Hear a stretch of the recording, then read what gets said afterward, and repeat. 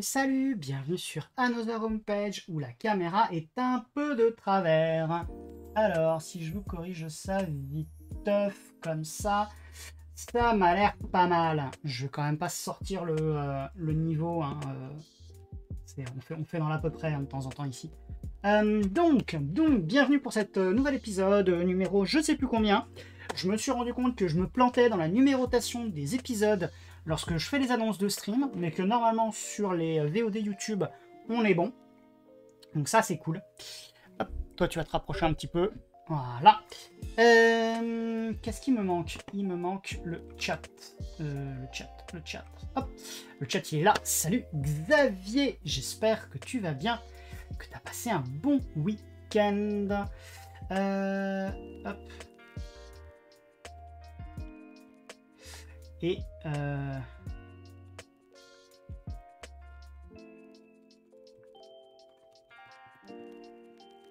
je suis désolé, hop. C'est juste qu'il y a un message. Hop. Allez, on va couper ça, le petit Discord. Le Discord, hein, d'ailleurs. Le Discord pour le comment dire, pour suivre la commu, si vous voulez. On fait un point d'exclamation socials. Tac. Et comme ça, vous pouvez rejoindre, si vous le souhaitez, le Discord ou mes différents réseaux sociaux sur lesquels, justement, j'annonce les lives. Bah écoute, Xavier, moi, ça va très très bien. Donc j'espère que toi aussi. Je suis hypé pour demain, parce que demain, pour moi, c'est la rentrée universitaire. Donc je vais découvrir des nouveaux étudiants et des nouvelles étudiantes. Je vais leur apprendre les bases de Linux. Donc petit rappel, je l'ai dit la semaine dernière, mais petit rappel, hein, je vais pas refaire un cours Linux Shell ce mois-ci. Ça c'est cool, si ça va très bien, ça c'est cool. Et par contre, on refera une nouvelle version du cours serveur Linux en février.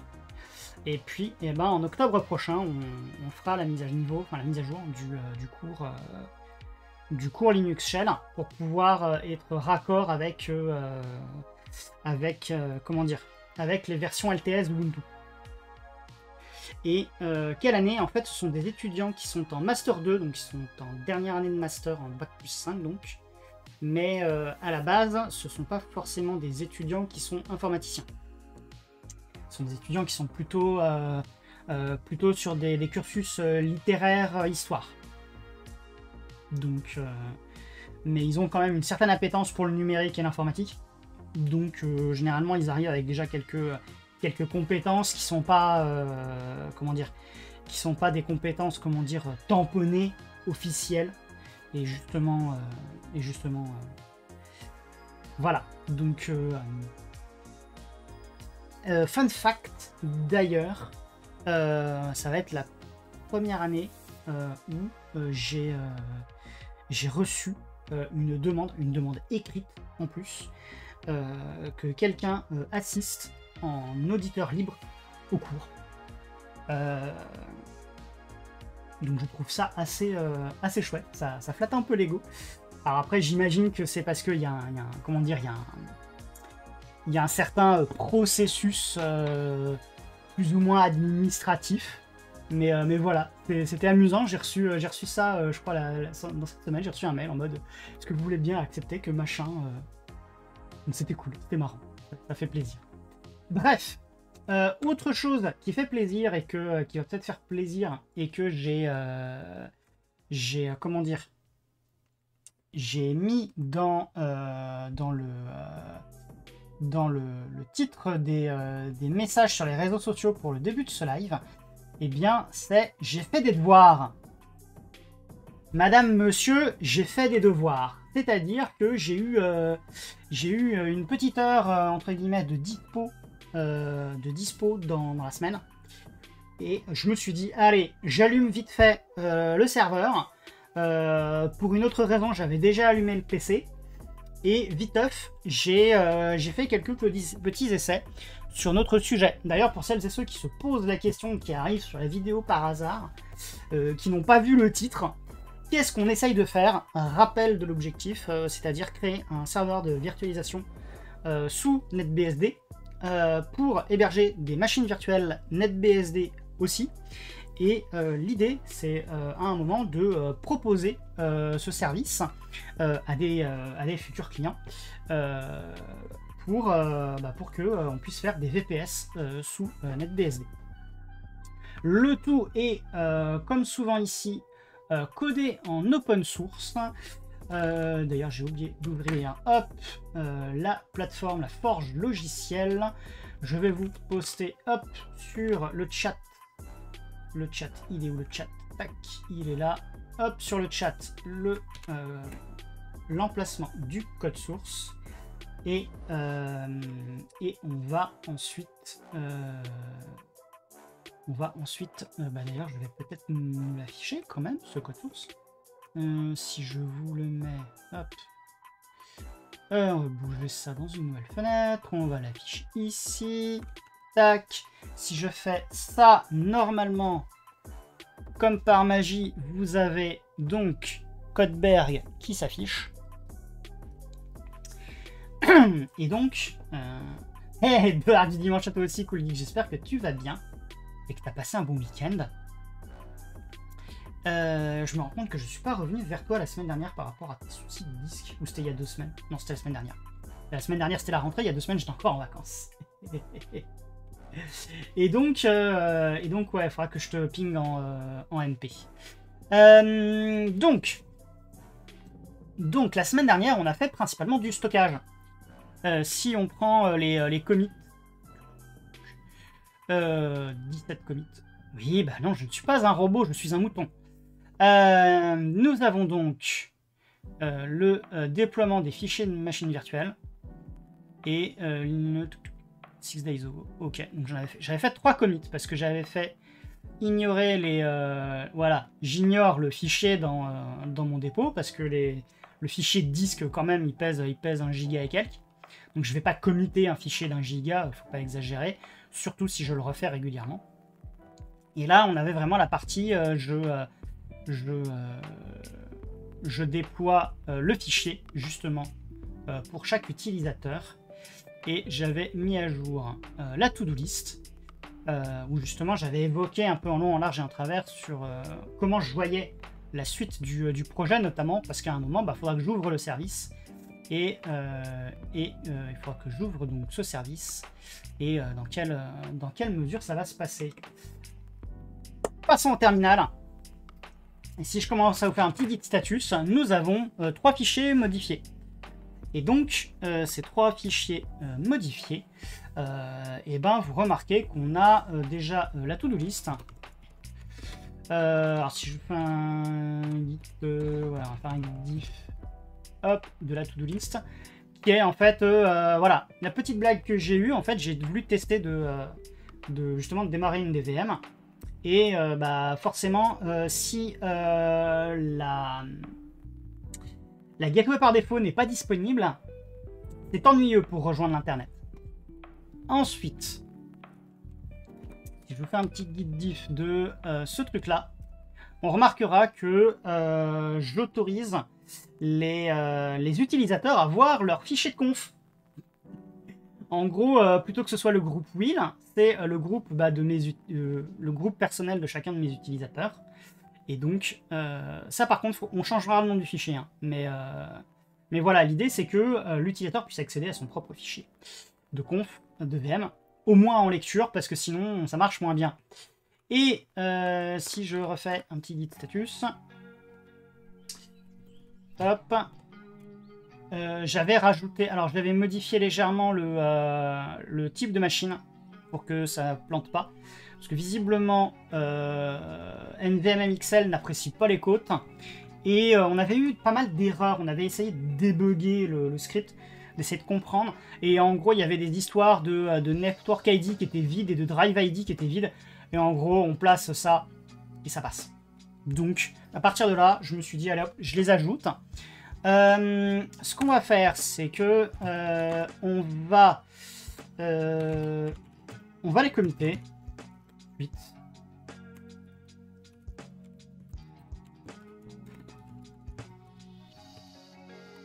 Tac. Qu'est-ce que... Non, c'est bon, il n'y a pas de message en attente. Donc on avait dit le user, c'était quoi déjà sur le diff? Là, ah oui, c'était les permissions. Donc hop, update, non, on va faire fixe. Permission for running NV XL as a regular user. Tac. Et je vais faire ensuite un autre commit et on poussera tout d'un coup, peut-être plus sympa. Et c'était quoi le dernier diff? Oui, c'était... Ok, et ben on va faire... roles, on va mettre comme message de commit que... on va faire fixe vm config config file. Hop. Voilà. Bon, j'avoue, c'est pas fifou comme message de commit, mais voilà. Bien. Ce que je voulais faire, donc, comme petite modif aussi, on va aller chercher c'est celui-ci. On veut toucher à ça. On va garder le host.conf en template, mais par contre, alors, rôle, on a dit MB Cloud Provisioning. Je vais aller dans les tasks. On va faire un étoile.yaml parce que là, je sais plus où c'est, mais c'est pas grave.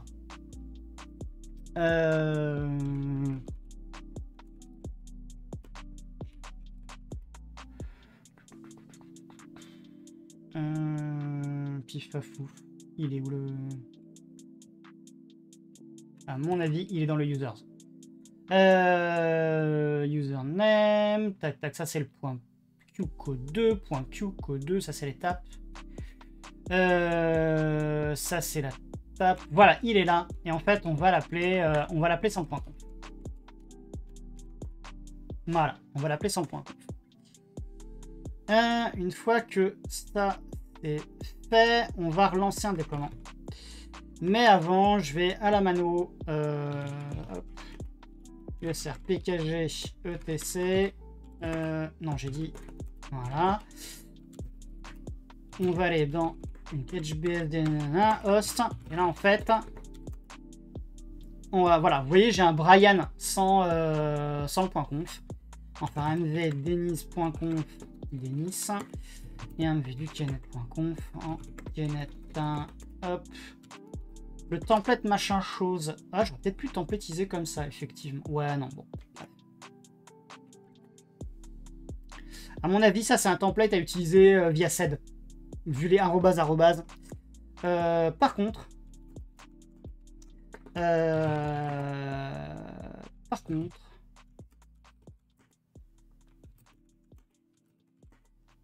Ok. J'ai discuté un petit peu avec le développeur de NVMe XL. Il y a peut-être moyen de faire des trucs via des imports de fichiers, via des sources de fichiers en fait. Vu qu'il fait tout ça en shell, il y a peut-être moyen de faire des choses. Si jamais j'ai des besoins spécifiques, il y a peut-être moyen de moyenner. J'en étais où?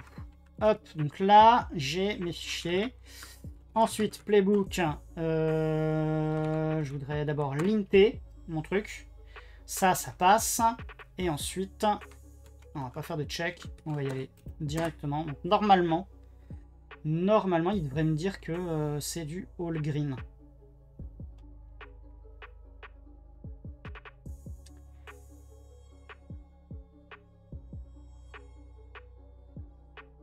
Tac, tac, tac. Alors, je crois qu'il y a toujours voilà, les tab files. Bon, ça, il les touche. Faudrait que je vois quand même. Les interfaces tab, j'ai l'impression que ça me pose vraiment des problèmes. Il faut que je trouve une alternative.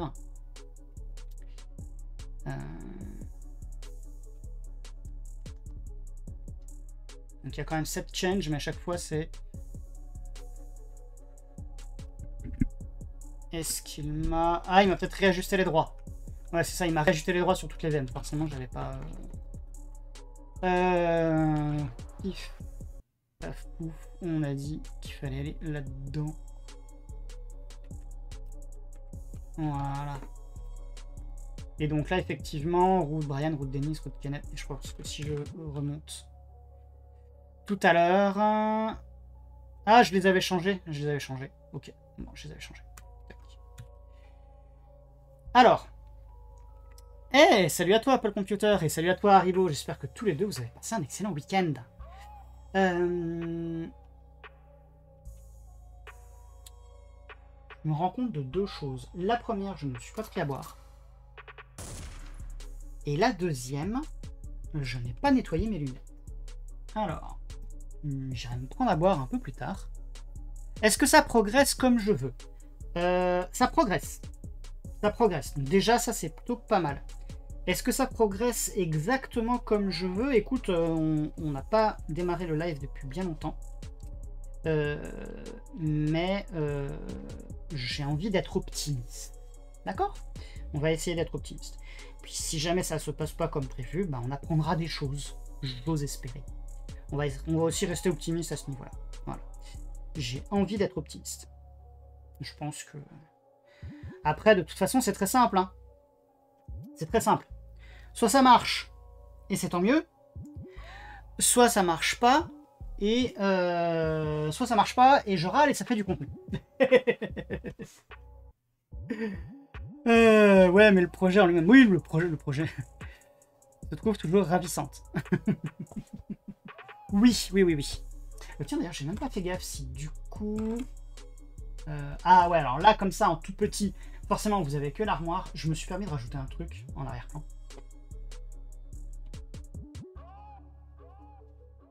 J'ai ressorti ma lave-lampe.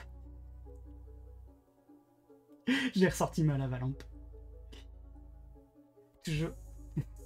Bien vu, toujours les vues en priorité. Allez, hop, on repart en full screen. Tac.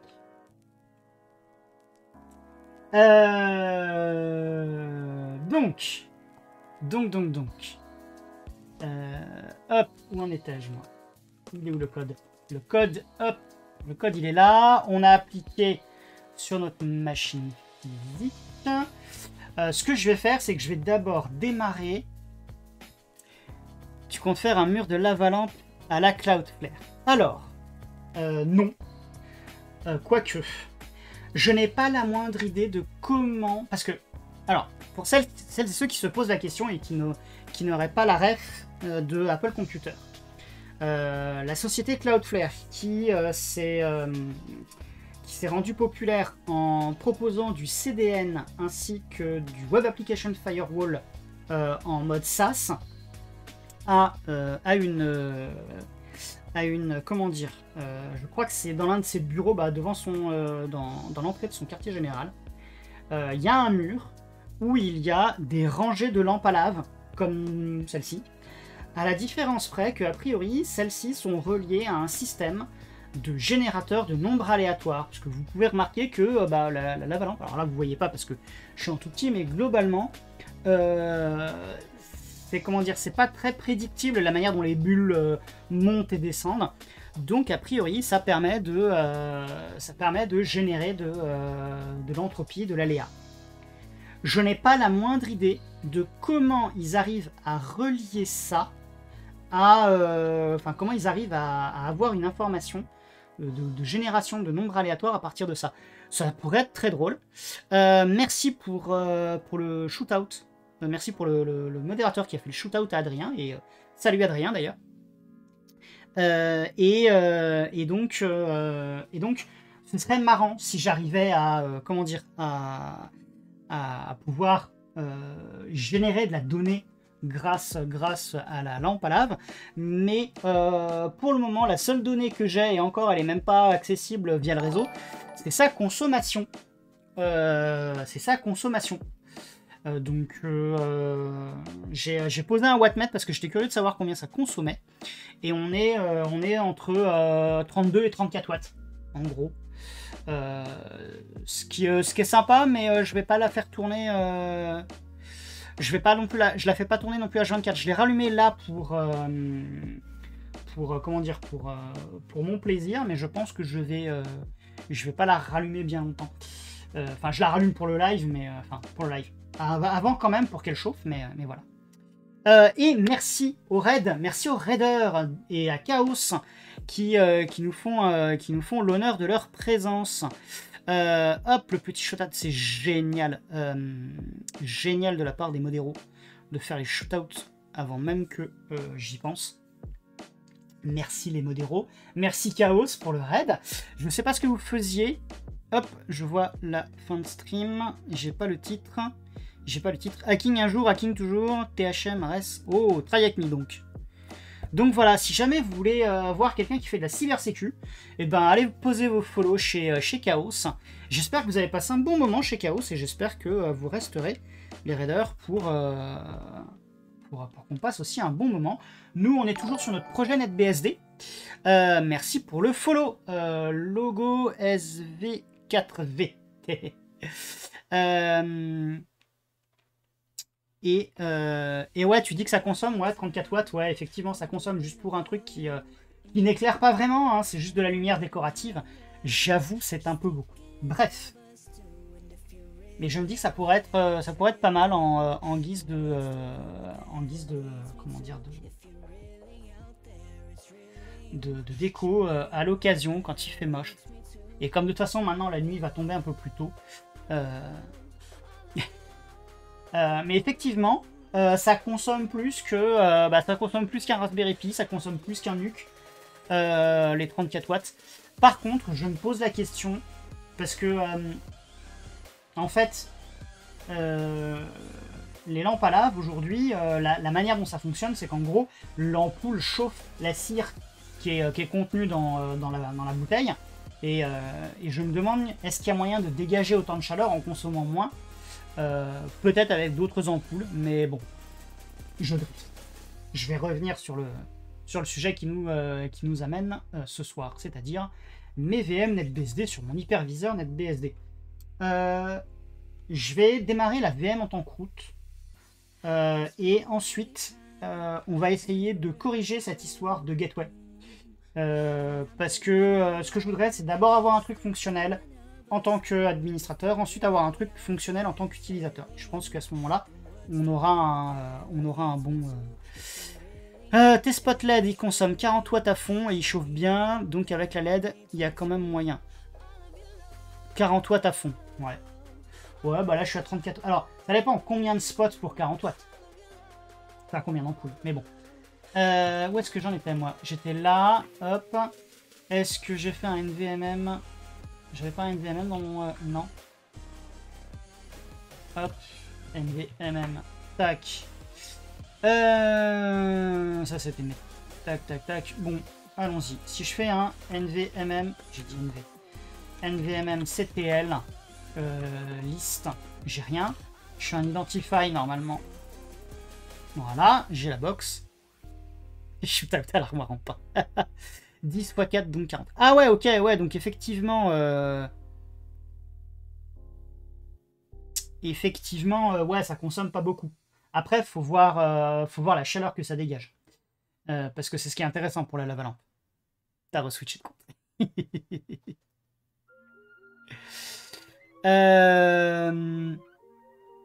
Donc ensuite, NVMM XL. NVMM XL. Hop. Ah oui, c'est vrai que j'ai laissé traîner, mais alors.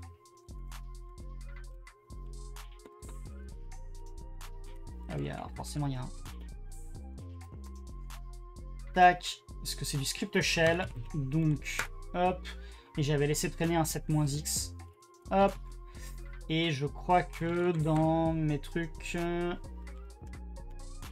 il y avait le... Celui-là où j'avais laissé traîner un 7-X aussi. Hop. Voilà, allez, c'est parti.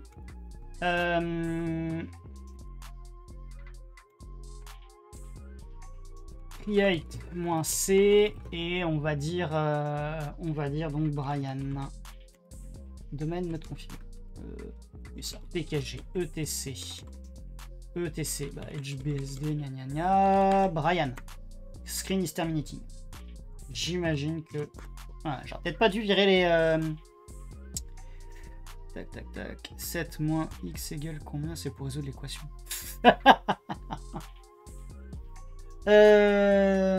Fichtre. Fichtre. Fichtre. On va la refaire. On va refaire les petits... On va remettre les 7.6. Tant pis. Hop. Je pensais que je pourrais tenter ma chance. Mais visiblement, j'ai encore un truc qui ne passe pas.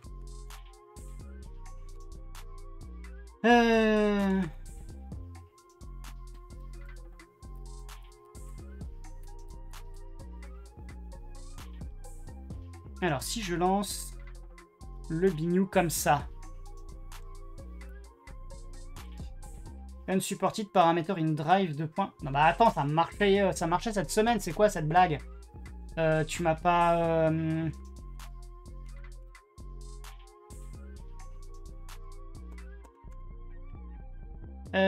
user... Ah oui, c'est le chroot. À moins que ce soit... Non, il s'est plaint du drive.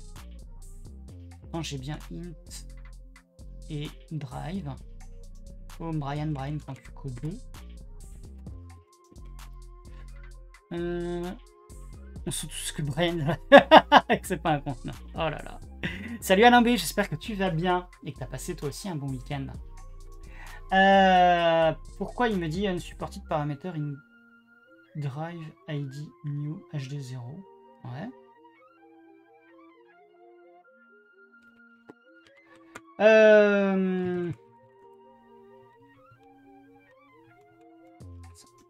Non, ça... Bon, je vais le faire comme ça, on sait jamais sur un malentendu.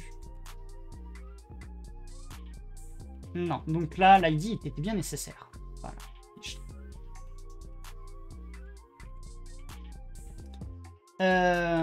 Et si je retente ça, il me dit unsupported parameter in drive de point.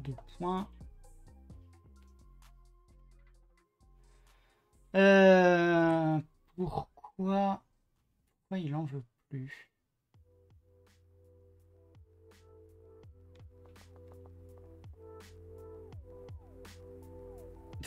C'est la chaussée.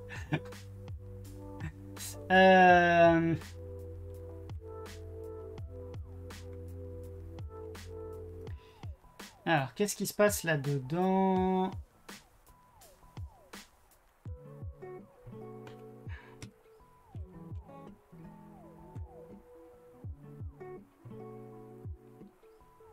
Ah, c'est drive underscore ID. Ah non, c'est name in driver. Contexte drive. Contexte de... Tac, tac, tac. Drive. Donc driver file format ID. Donc si je regarde mon fichier de conf. Hop. J'ai bien drive file format driver. Ah non, drive, pas ID. Oh punaise, je me suis trompé. ID. Ok. Voilà. Le chat est déchaîné ce soir. Ouais, effectivement. Oublie que t'as aucune chance sur un attendu, ça peut passer. Oh là là. Tac. Return 1. Pourquoi? Device not configured. Le if config. Effectivement. if. Ah, attendez, c'est pas. C'est pour ça, je pense que l'étape, il va falloir que je. C'est 1091. Et ben if config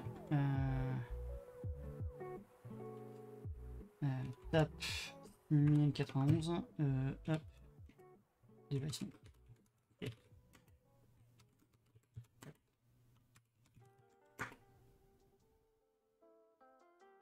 Ok, donc là je l'ai. Après je sais pas si elle est dans mon hop, allez c'est reparti. Je retente ça. Return 1 encore parce que le chroot a fail. Ok. Donc si le chroot a fail, hop.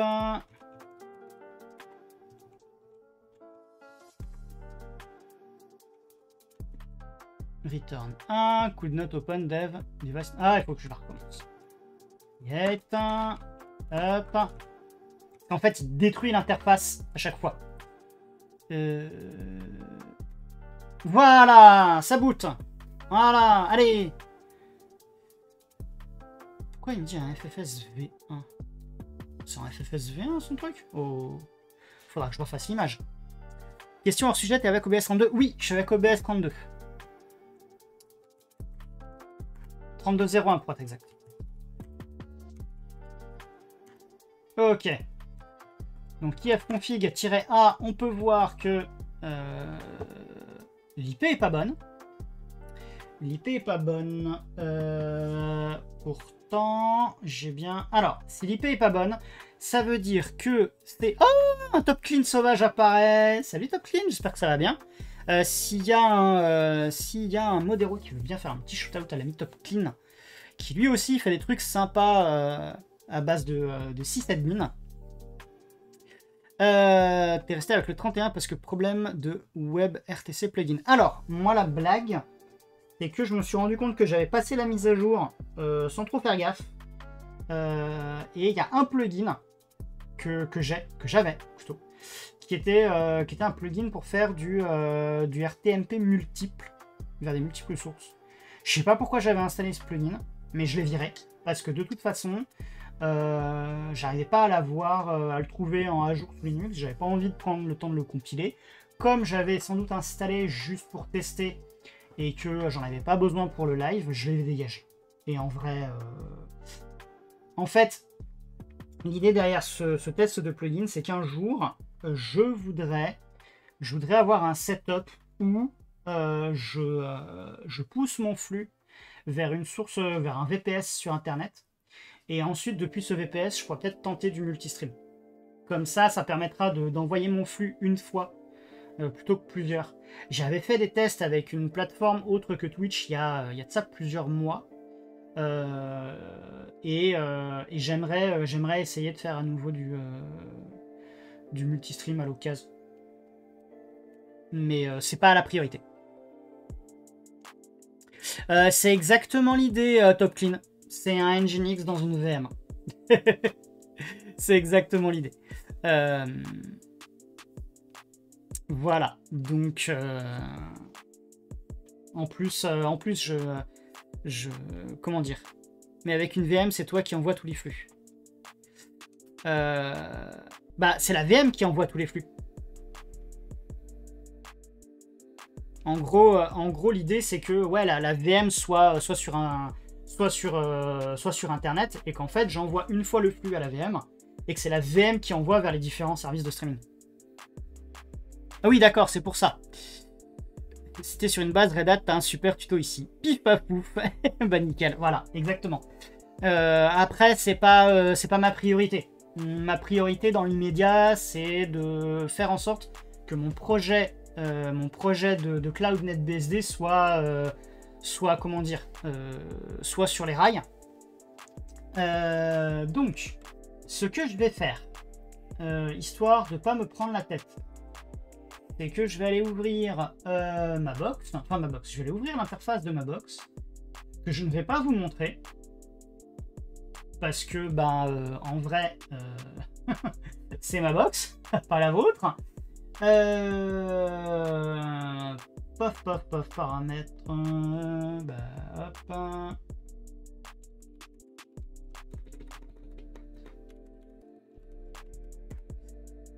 Tac. Ce que je veux, c'est donc mon DHCP. Viens par là. On va coller un bail statique. On va aller copier-coller l'adresse MAC qui est donc ici. Hop.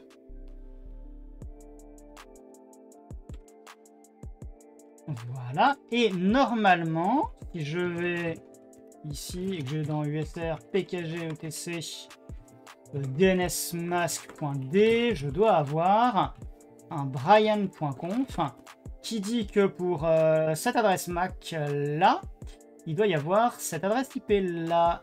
Donc,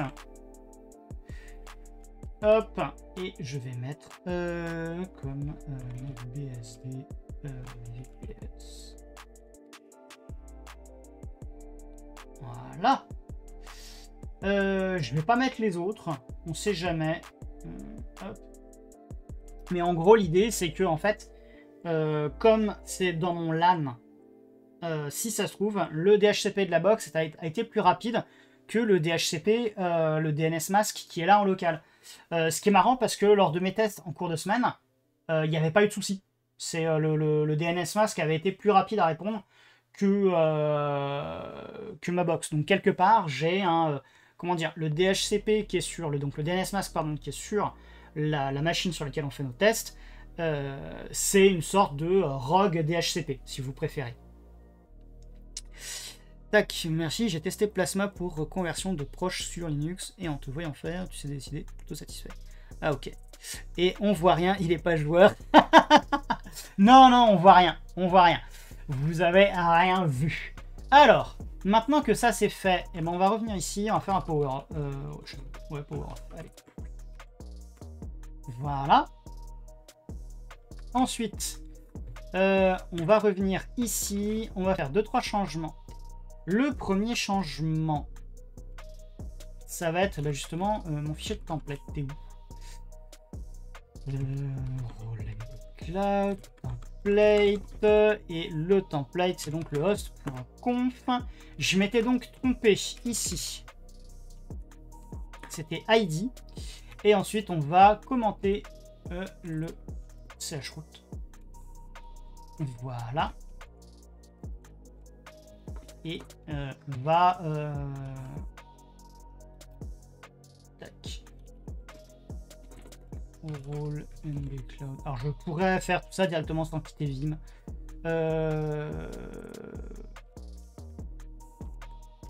Hop. Je pourrais faire ça sans quitter Vim. Bon, normalement le lint il passe. Et je vais relancer le bignou. Alors, je pourrais faire un réseau isolé. Je pourrais, tout à fait, Cool Geek, tu as absolument raison. Je pourrais. Pourquoi est-ce que je ne le fais pas? Je ne le fais pas parce que j'ai la flemme. J'ai la flemme. Pourquoi est-ce que j'ai la flemme? Parce que ça veut dire créer un VLAN sur mon Switch. Il se trouve que j'ai paumé le mot de passe de mon Switch, donc il faut d'abord que je reset le mot de passe de mon Switch. Ensuite, donc, que je crée le VLAN, que j'utilise une machine pour faire ensuite routeur, et que ensuite je mette cette machine-là dans ce réseau.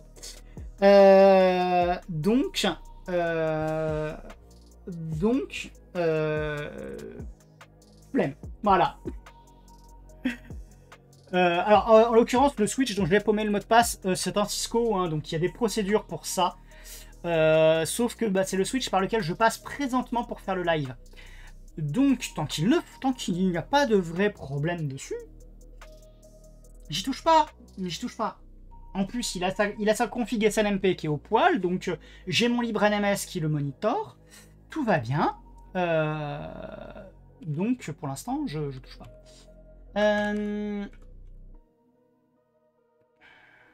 Tac, on revient. Le chroot, il est commenté. Le fixe du disque. Donc c'est bien ID et pas drive. Ça, c'est bon. Je confirme, Nils n'est pas joueur. Bah écoute, regarde. Ça m'a pris combien de temps pour aller rajouter en dur la MAC adresse sur ma box? Et combien de temps ça me prendrait de faire le recover de mot de passe, enfin le reset de mot de passe, ensuite faire le appel Chaos Abruti pour crack le pass du Cisco. Ouais mais non. Ouais mais non. Le pire c'est qu'en fait le pass du Cisco ça doit être une connerie à base de password 1, 2, 3. C'est juste que en fait le truc de password du Cisco, il réclame un password minimum sécurisé. Donc j'ai dû mettre par hasard un caractère accentué ou un caractère spécial, je ne sais plus lequel. Et c'est juste que j'ai oublié de le noter dans ma base de mot de passe. Donc en vrai, je vais le reset. Cette fois-ci, je le mettrai dans ma base de mots de passe. Et voilà. Et ça me fera un exercice pour effectivement poncer un mot de passe de Switch Cisco. Sachant que c'est un vieux Cisco, hein, c'est un SG300. Donc il est plus sous support, il est plus sous maintenance. Le firmware, enfin l'appareil est end of sales, end of life. Le firmware aussi, enfin bref. La seule raison, c'est... non, Koulig, j'ai pas essayé celui-là. Mais en vrai, ça fait le job. Le seul truc, le seul défaut de ce Switch, enfin défaut, c'est même pas un défaut, c'est qu'il fait que du 1G maximum. Il n'a pas de 2G5, il n'a pas de 5G, il n'a pas de 10G. J'aimerais bien un de ces quatre trouver. Alors, je sais que c'est un peu la perle rare, c'est un peu le truc, comment dire, le mouton à 5 pattes, hein, pour rester dans la thématique, c'est que j'aimerais trouver un Switch pas cher, manageable, avec du VLAN, avec lequel je peux backuper la config et faire du SNMP V3.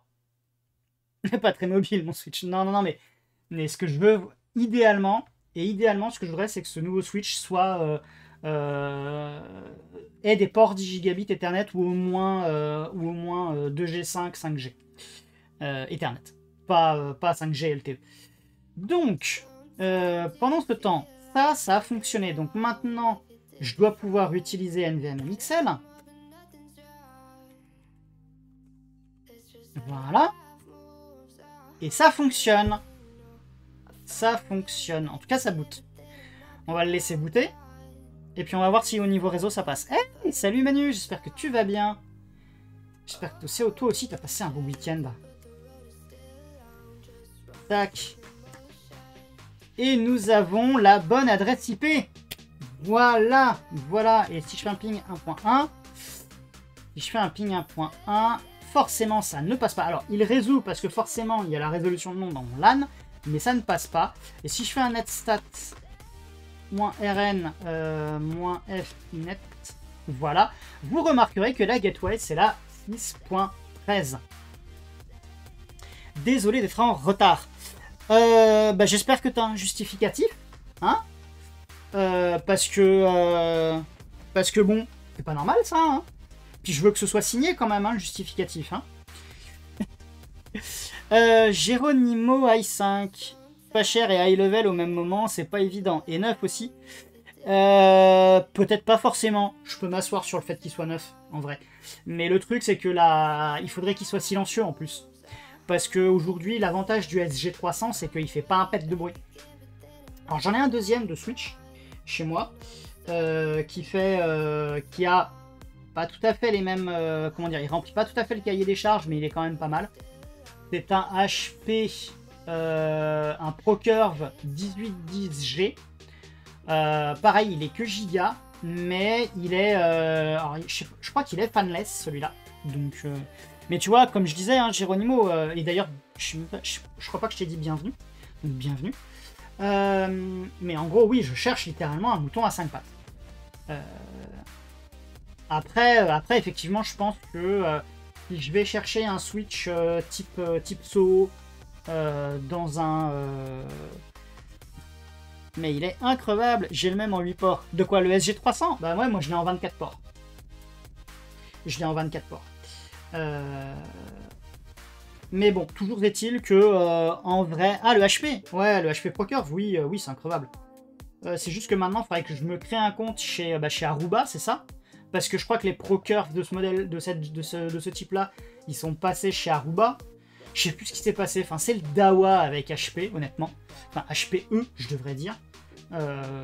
C'est un bazar sans nom. Je crois que j'ai d'ailleurs quelques firmware de retard. Mais en vrai, ça marche, donc je vais pas le bidouiller.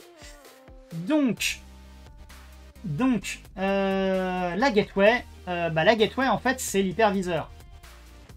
C'est un peu dommage. Donc maintenant, il faut que j'aille reconfigurer. Du côté de DNS Mask. Et donc, tac, roll. Et merci pour le follow, Boss Guns. Merci à toi. Et bienvenue d'ailleurs. Donc c'était où? Role, NB, Cloud Provisioning, Template, DNS Mask. DNS Mask, bah c'est le dnsmask.conf qu'il me faut. Voilà. Et donc, quelque part, nous devons avoir dans les commentaires, il doit y avoir quelque part un truc de type gateway. Non?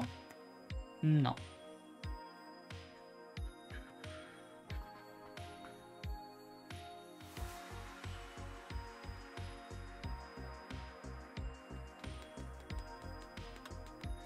À mon avis, on va aller chercher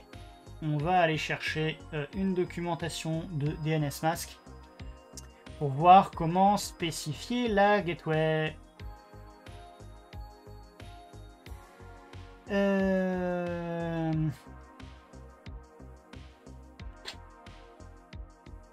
ben voilà, c'est ça, default route. Nickel. Donc, routeur et... ah, alors.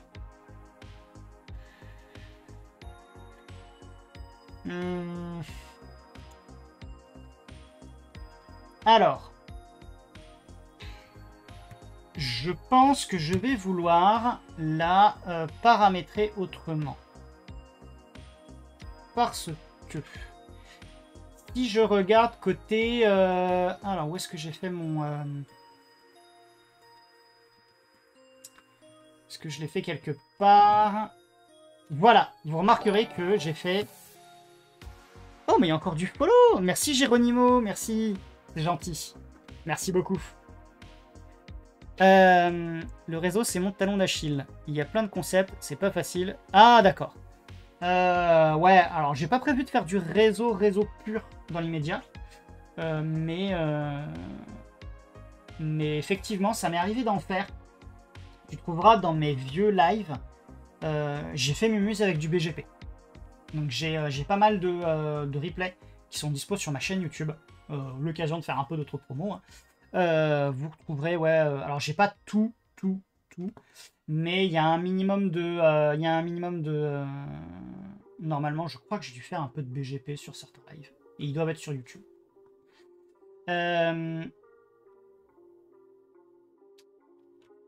Est-ce qu'il y a moyen, dans la config DHCP range,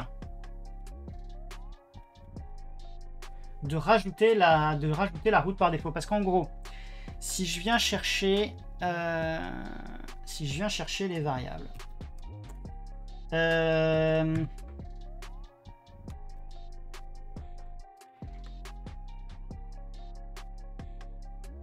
si je viens chercher, moi je l'ai déjà ouvert celui-là, non? Je l'avais déjà ouvert, non? Non, je l'avais pas déjà ouvert. Tac. Voilà, donc là je les mets variables et en fait j'ai 3 ranges DHCP. Donc en vrai, ce que je vais vouloir faire, c'est avoir une gateway par range. Parce que si je mets la même gateway partout, on va avoir des soucis. Donc, on va aller voir un peu de documentation DNS Mask. Et je crois qu'il y en a une chez Linuxtrix, non? DNS Mask, Linuxtrix. Hop. Comme ça, en plus, on fait plaisir aux copains.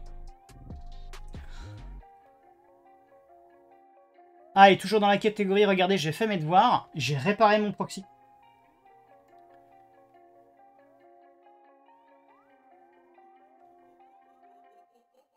Sérieux? Mais il m'en faut combien, là? Attends, il queen quoi?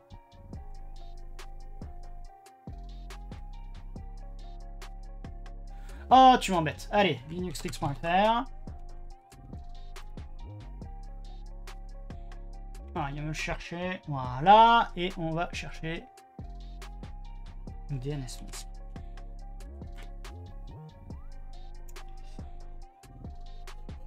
Allez. On verra bien. Tac. Passerelle. T'as écrit ça en français. DHCP. DHCP range. Alors, ce que je peux peut-être faire, c'est aller regarder comment il est généré mon fichier. USR, PKG, ETC, DNSMask.conf. On va aller chercher le 192.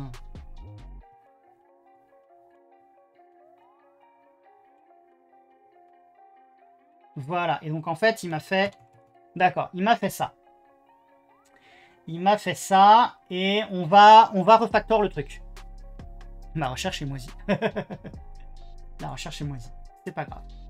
En gros, ce que je me dis, c'est que sur ma machine, ces deux ranges-là, je m'en tamponne.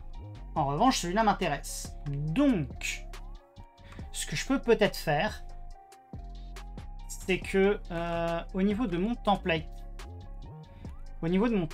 ici, en vrai, il faudrait que je dise que il me faut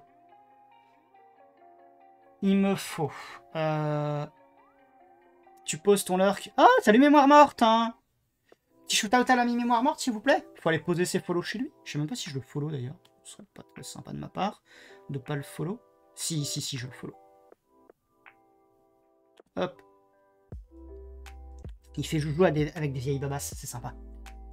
Et en tout cas, c'est gentil à toi. J'espère que tu bosses sur un code sympa. Merci les modos pour le follow. Enfin, pour le comment dire. Pour le shootout. Dans mon range, j'ai donc 3 adresses dont les masques devraient être donc sur le dernier. Exactement, Géronimo. De l'assembleur 6502. Motorola, c'est ça? Ou je me gourre?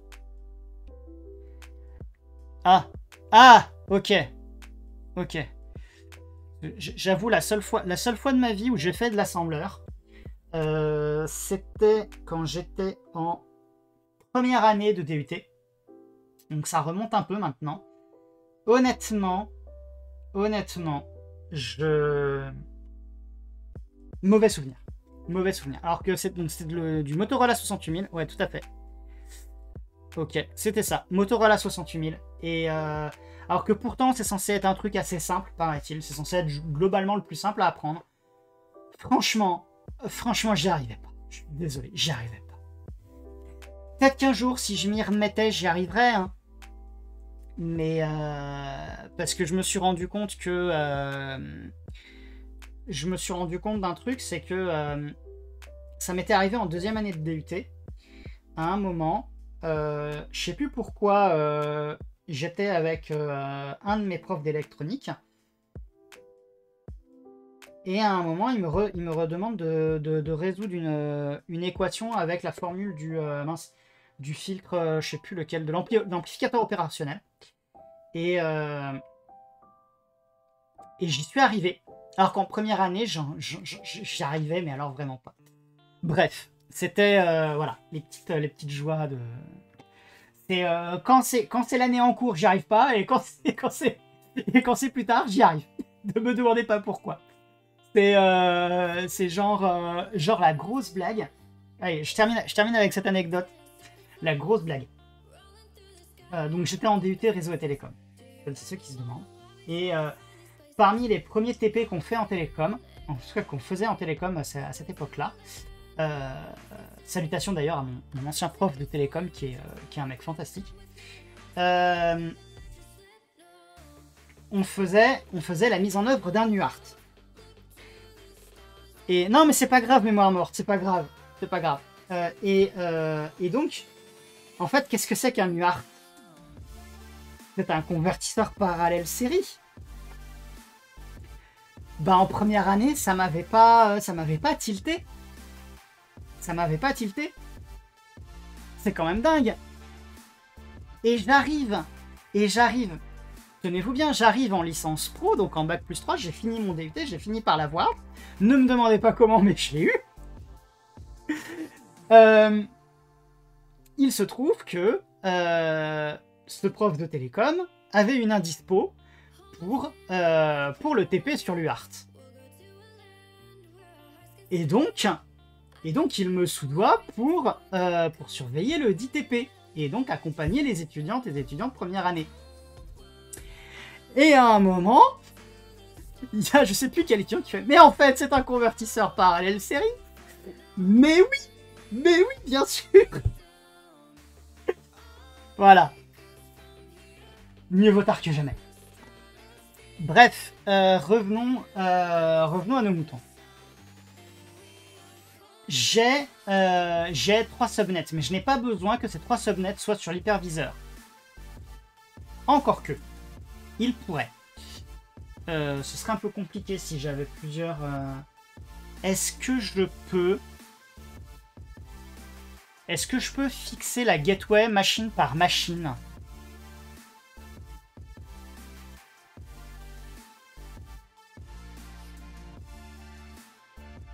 Alors ce que je vais faire, c'est que vu que mon moteur de recherche a l'air moisi sur un... Hop. On va passer sur un autre navigateur. Si je dis DNS mask, tac, DHCP host, default route. Le vieux motard que j'aimais. Salut à toi Cybermazout.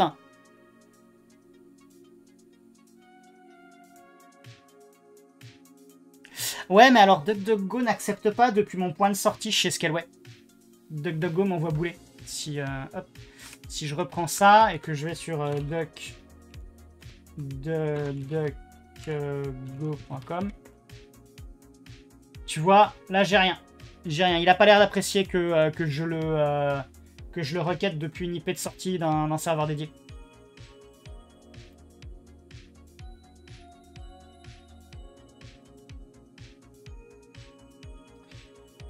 Hop. Alors. Est-ce que j'ai un DHCP host quelque part? Non.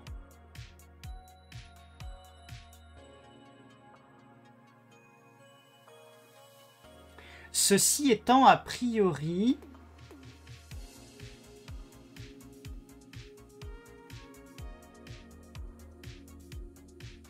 Ouais, non, c'est à chaque fois sur l'interface réseau qui vient...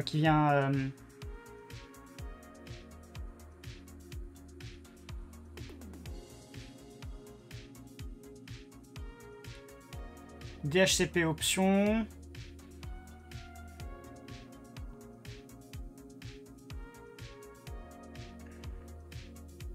Ah, donc il y aurait moyen. Il y aurait moyen de lui dire comme ça directement en faisant des virgules. Et après on lui met la route par défaut.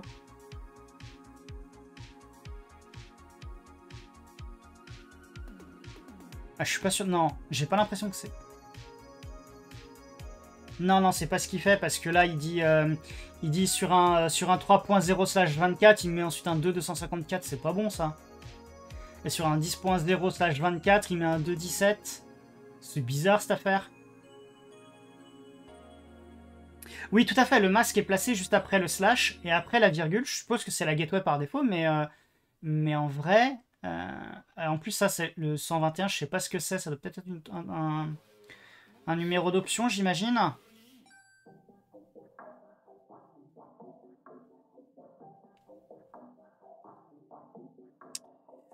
Salut FlashBios. Alors effectivement, je me suis rasé la tête et la barbe. Hop.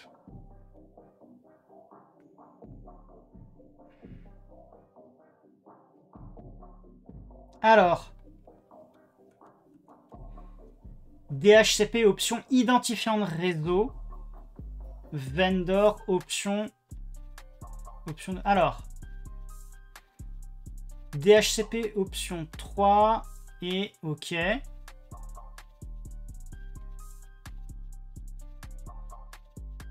Option 2. NTP serveur. OK, ça je comprends. Bah, je vais pouvoir rajouter le NTP, c'est cool. Même si c'est pas forcément obligatoire. Mais en fait, ce que je voudrais, c'est que... Indique la passerelle. OK.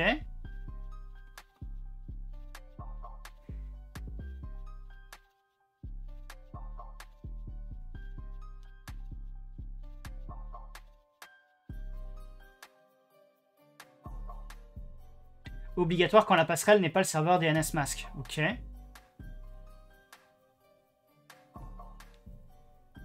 DHCP option, option de point routeur. Oui, tout à fait, Cybermazout. Mais en fait, ce qui se passe, c'est que j'ai... Je vais te montrer le code. En fait, j'ai plusieurs ranges possibles. Sur mes, dans mon cas de figure, potentiellement, je peux avoir plusieurs ranges. Ce qui veut dire qu'il me faudra comment dire, comment dire, il me faudra une passerelle par range. Donc c'est ça un peu que j'essaye de... C'est moi ou il a fini par répondre, DuckDuckGo?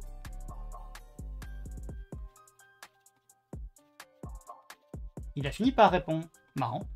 Bon, bref. Tout à fait, Cybermazout. Donc plusieurs routeurs, enfin surtout un par sous-réseau. Et ce que j'aimerais, c'est voir... Donc effectivement, tu fixes l'adresse IP.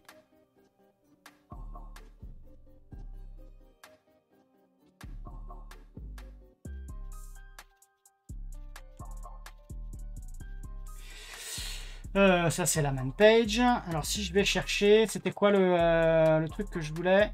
Hop.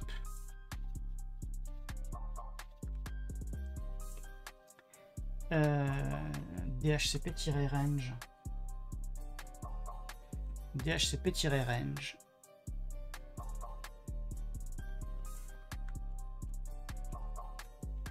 Hop.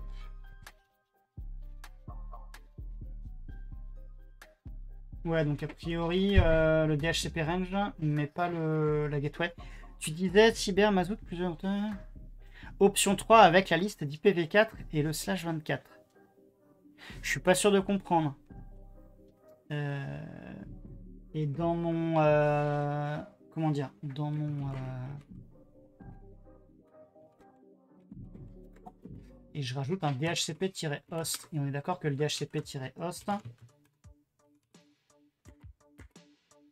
Le DHCP host, ouais, c'est vraiment que pour la partie... Donc, allons voir le DHCP option. Regarde ton lien plus haut, Cool Geek. Alors, hop.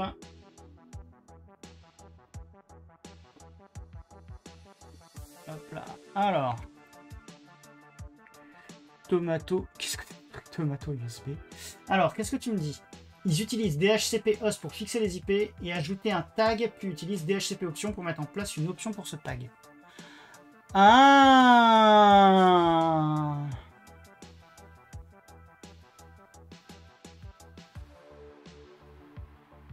D'accord.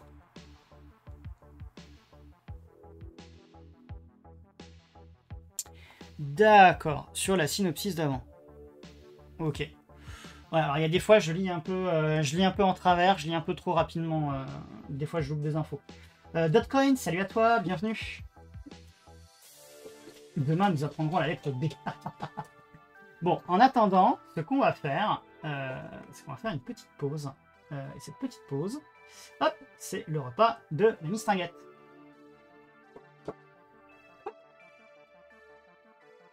Tac. Effectivement, tag 1 IP/range. Exactement.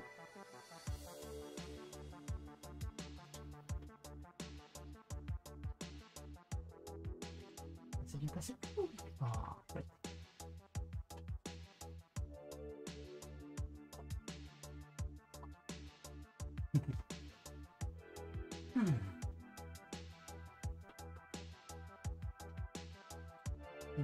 Quel appétit, comme d'habitude.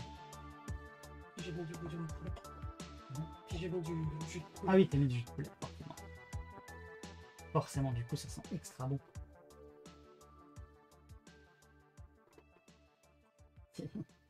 Crunch, crunch. Alors.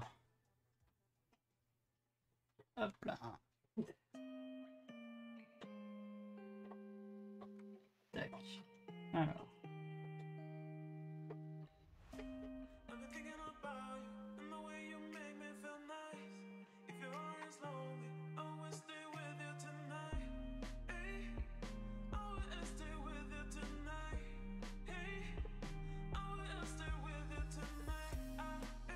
Et tu vois du coup le bonjour de la communauté. Bonjour la communauté.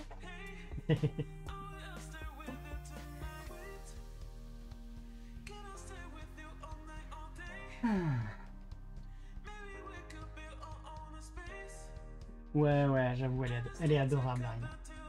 Hop là. Et elle a toujours un bon appétit, tout à fait. Dès qu'elle a fini, hop, elle s'en va. Faut qu'on trouve le moyen de lui faire aimer la caméra. On peut la plonger dans le jus de poulet. La plonger dans du poulet. Non, quand même. Oh, remarque, elle va apprécier. Oui. Je parle pas de plonger Arina, je parle de plonger la caméra. Ah oui, plonger la caméra. Alors, plonger la caméra dans le jus de poulet. Faudrait peut-être mettre la caméra dans une bulle étanche.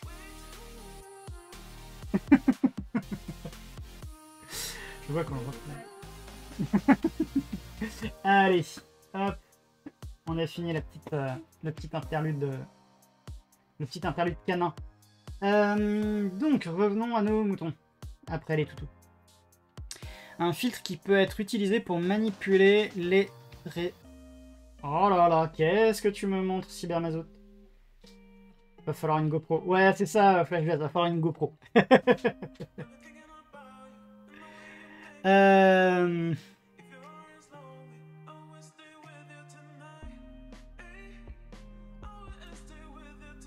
Oh là là. Ouais. Ah. Est-ce qu'on va se prendre la tête avec ça? Ah. On va voir. Donc a priori, si je reprends... Attendez, si je reprends ça, donc a priori, on peut donc coller un tag. Et ce qu'on va faire, c'est qu'on va en coller un. Et le tag qu'on va coller, ça va être le nom de l'hyperviseur. Ça va être le nom de l'hyperviseur. Alors ce qu'on va faire, c'est qu'on va se mettre là.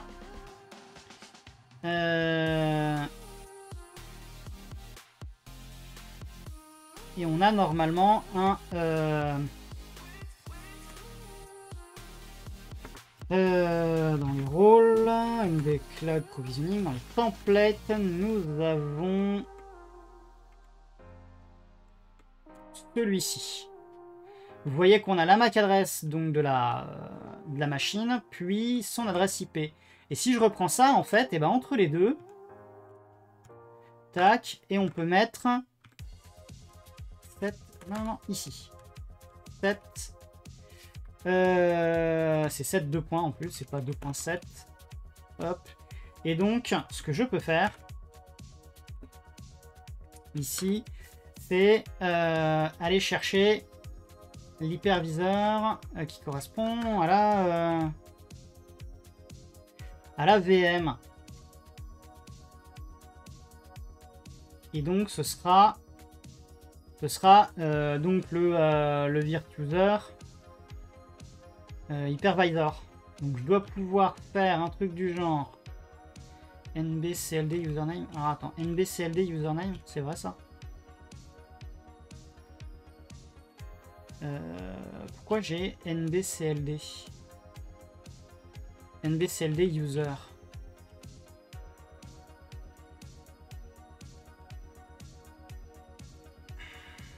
Pourquoi j'avais ce nom de variable là? Salut Bilouret, j'espère que ça va, que t'as passé un bon week-end. Pourquoi nbcld? J'imagine que j'ai dû passer une variable, l'appeler autrement. Oui, bah oui, je suis dans la loupe. Bah oui, effectivement, c'est pour ça. C'est parce que je suis dans la loupe. Si je vais chercher du côté de user et que je vais chercher DNS mask, hop, il est là. Et sauf qu'on est dans le users.yaml. Donc si je reviens dans hypervisors.yaml, non, ça c'est le... Hop, c'est ici, c'est dans le main.yaml. Et à un moment, je dois lancer la... Voilà, je lance la loupe. Et donc, il y a un nbcld.user. Voilà, tac. C'est exactement ça dont j'ai besoin. Voilà. C'est juste le temps que je retrouve mes petits... Donc, je reviens ici.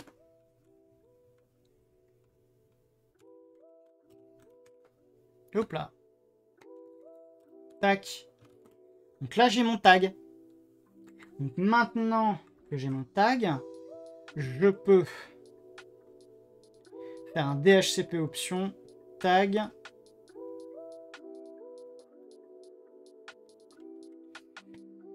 On revient ici.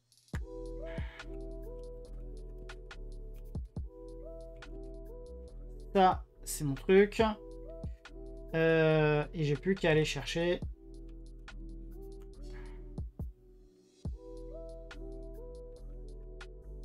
DHCP option ici. Donc le tag. Alors attention, dans ce cas-là, il va falloir que je fasse la même chose que ici.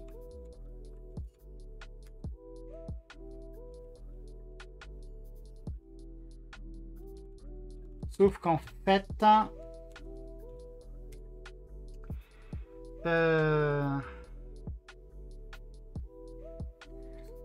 ça prendra pour chaque range la bonne gateway. Je l'espère. Donc, il faudra que je fasse un DHCP option tag.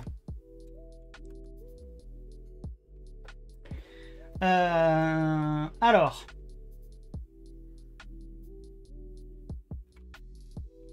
Ce que je pense qu'il faut que je fasse, c'est que pour chaque range, il va falloir que je définisse. Pour chaque range, il va falloir que je définisse sa gateway. Je vais pas tenter de la, comment dire, de la calculer à partir du subnet, parce que je sais que selon les cas de figure, la gateway peut être la première IP ou la dernière IP du subnet. Ça peut être une IP différente aussi. J'ai rencontré suffisamment de réseaux d'entreprises différents pour que chacun ait sa petite, comment dire, sa petite sauce différente. Donc, ce que je pense qu'il faut, c'est que en vrai, je fasse un truc du genre network comme ça, et qu'ensuite je fasse ici hypervisor. Donc ici celui-là sera HV1. Ici on va refaire un network. Hop. Là, bah en vrai, ce sera HV2. Hop. Et ensuite, tac. Là, ce sera accro. Et ensuite, ce que je peux faire, c'est que je peux faire un gateway.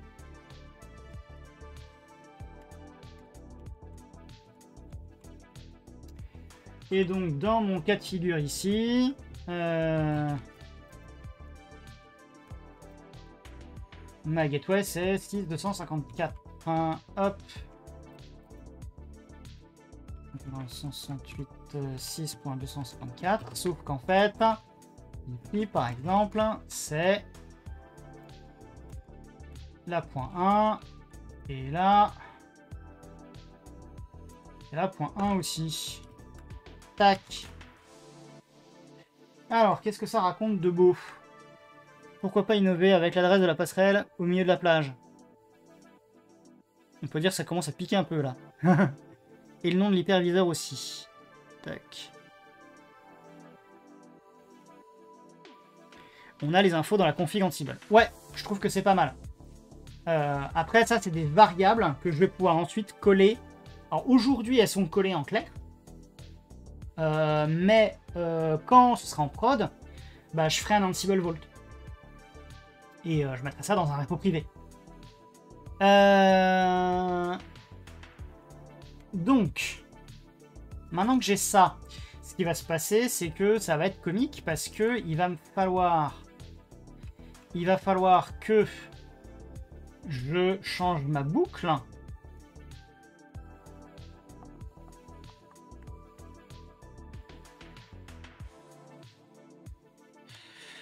Cybermazout, oui. L'inventaire, ça peut être une idée aussi, mais l'inventaire, lui, comment dire? Le principe, c'est quoi? Le principe, c'est que le code source de mon projet est public, puisque de toute façon, vous le voyez.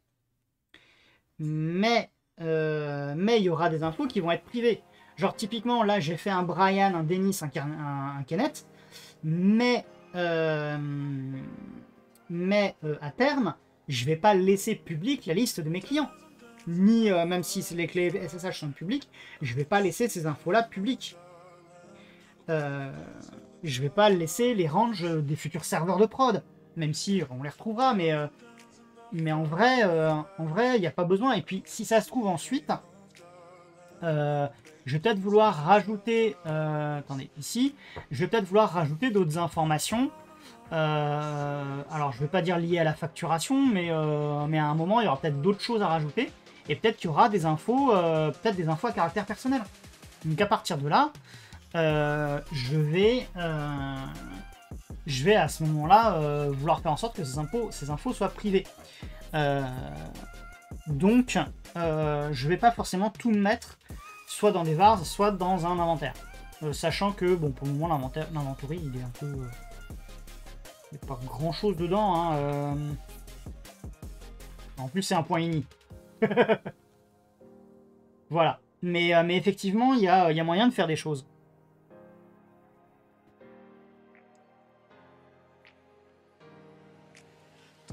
LOL parce que c'est un point ini, c'est ça?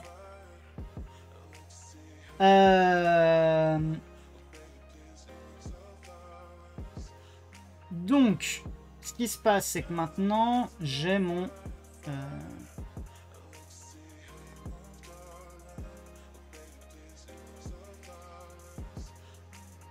Je vais chercher mes affaires.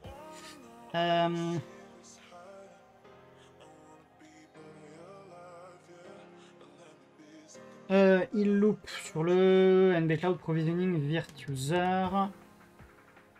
Ok. Donc je peux louper aussi sur donc, mon provisioning DHCP range. Et ensuite port range, forcément. Et donc il y aura range.network. Hop. Voilà. Exactement Cool Geek. Et donc, on va avoir un tag ici qui sera range.hypervisor.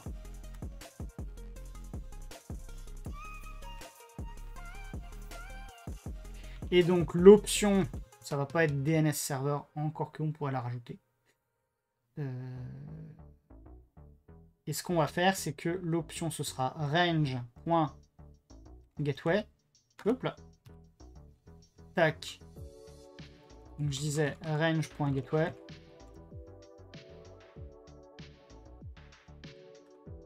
Hop. Et ensuite, ce que je peux faire, à mon avis, je dois pouvoir faire une option 2 points. Et d'ailleurs, je me suis trompé. Hop. Puisqu'il faut que je fasse option. Et ici, je mets routeur, virgule. Et là, ce sera virgule, option. J'ai dit option 2 points. C'était quoi le truc que j'avais copié-collé? DNS, non? Il faut remettre. Ouais, bah il faut mettre mon option, effectivement. Et l'option, je sais plus, je crois que c'est DNS-serveur. Oh, bah c'est en dessous, DNS-serveur. Allez, DNS-serveur. Et ce qu'on va faire, c'est qu'on va mettre pour le moment la même chose. Hop, et vous remarquerez qu'il y a des typos. Hop, non. Hop, c'est parce que là, ici il me manque un espace. Ici il me manque un espace.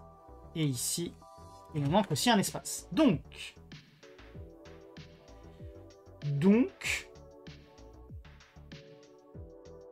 sachant que celui-ci, il était déjà un peu plus haut.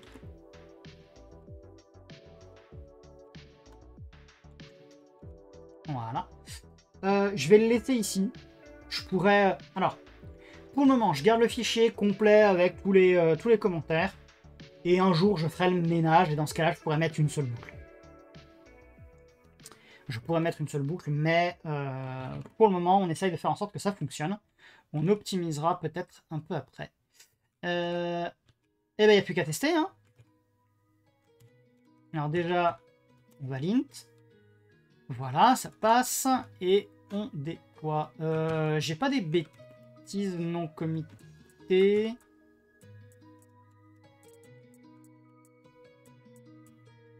Non, il y a juste mes 7-x dans le script. Donc ça devrait le faire. Voilà, c'est ça. Allez. C'est parti.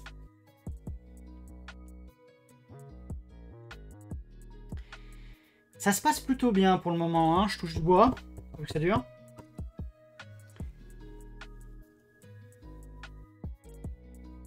Donc là, avec un peu de chance, il va pas tout casser.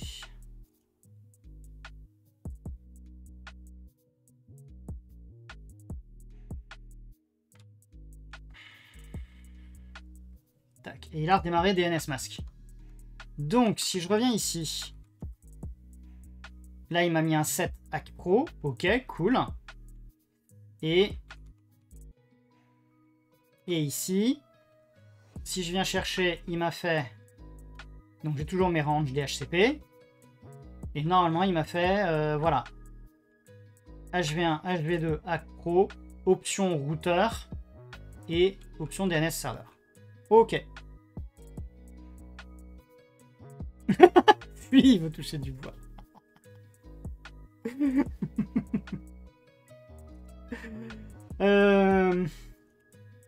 Donc, maintenant, si jamais je décide de redémarrer ma VM. Hop.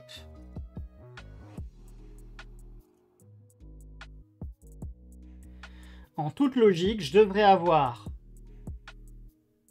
une IP qui est toujours la même. Je devrais avoir ma passerelle par défaut.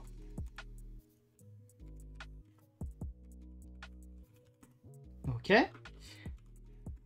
Donc, j'ai bien... Ah bah non. Il m'a remis... Donc j'imagine que... Bon, ça, de fait, c'est correct. De fait, c'est correct, le resolve.conf. Par contre...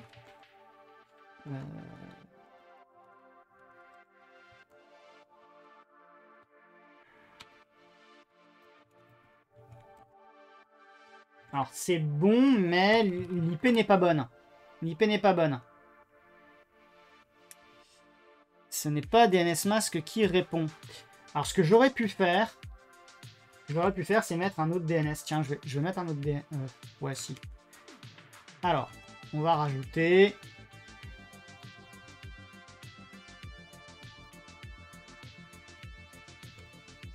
Alors, en l'occurrence, ici, je mets la même chose. Mais par contre, ici, je vais pas mettre la même... Tac. Voilà. Et on va redescendre. Hop. Et au lieu d'avoir Orange Gateway, on va le dire DNS. Tac. Une fois que ça c'est vu, eh ben on va réappliquer. Hein. Débranche ta box, tu auras moins de soucis de DHCP. Oh, cool geek. Petit troll, va.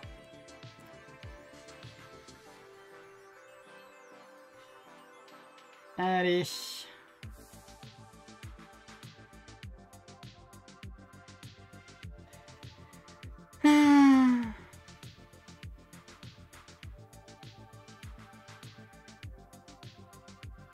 Alors je pourrais couper le DHCP de la box, hein, mais... Juste le DHCP, mais il y en a une, elle va pas être contente après.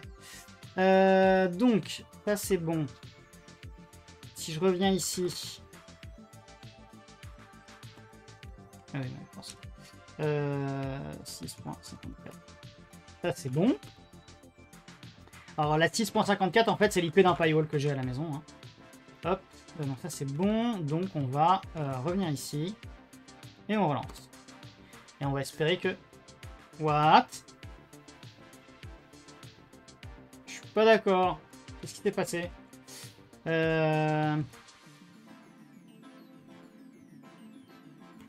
DNS Mask is not running.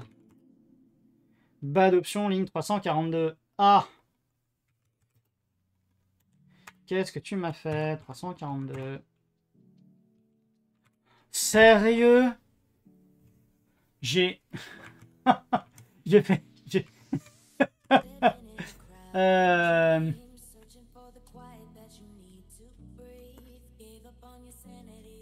Hop, voilà. Allez, c'est reparti pour un tour. Ah, elle est pas mal celle-là. Elle est pas mal celle-là.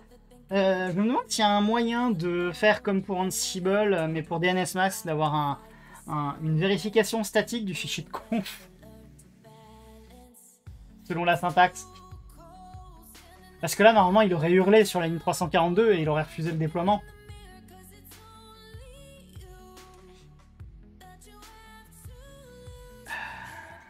Allez, déploie. Voilà. Allez. Alors là, je vais faire plus. Je vais revenir. Non, c'est bon. Il n'y a plus. De toute façon... Voilà. Donc... Maintenant que ça c'est fait, là ça démarre. C'est marrant, il a refusé de booter alors que le DNS Mask était down, alors que pourtant... il n'y a pas de raison.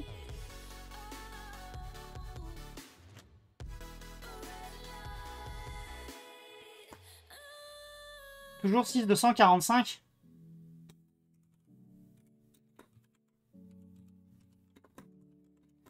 rc.d dhcpcd status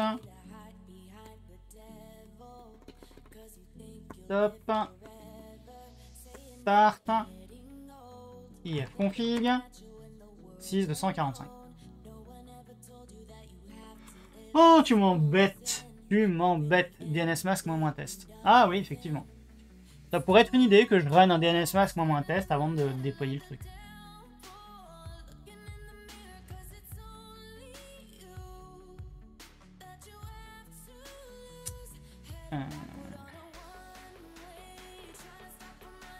Bah, en vrai, si ça se trouve, il existe peut-être un playbook Ansible sur DNS Mask qui fait cette vérif.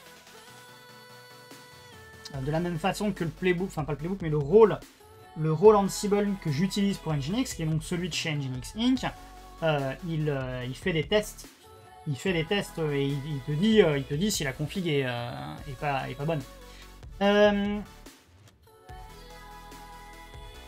Est-ce que j'aurais plutôt moyen d'aller dire à ma box cette adresse MAC, tu n'y réponds pas.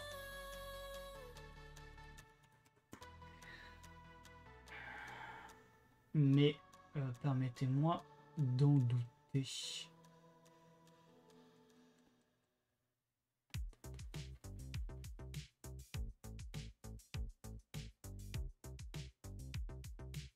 Il est pas dans le beau actif.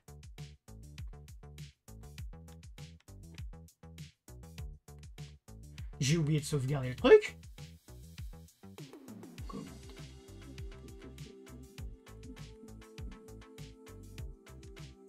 Vous allez rire, je crois qu'en fait c'est parce que j'ai oublié de... Allez, on la refait.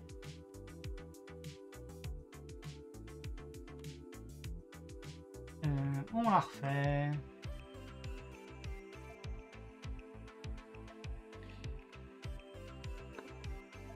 Tac.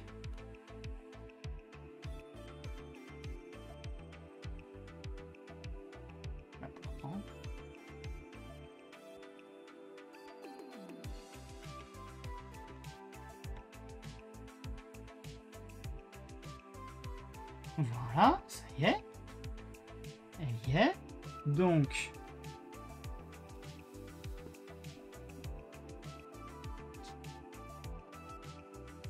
.wq. Ouais, on va dire que ça, mais non, pourtant c'est bizarre, je pensais avoir cliqué sur sauvegarder, mais ok. Pour enregistrer le truc, mais ok, soit. Allez. Ah, là il veut pas. Bah.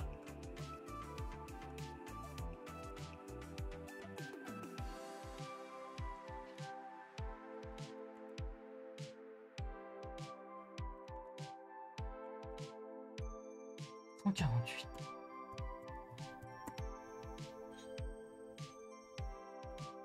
Comment ça, mauvaise... Bad IP adresse? Non mais attends, c'est quoi cette blague? Pourquoi bad IP adresse?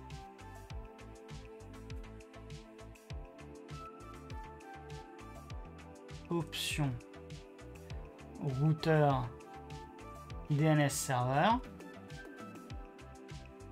Ah, ça peut être le même, hein. Normalement il n'y a pas de souci. 10 19 93 10 19 94. En plus, les DNS n'ont pas besoin d'être dans le même subnet.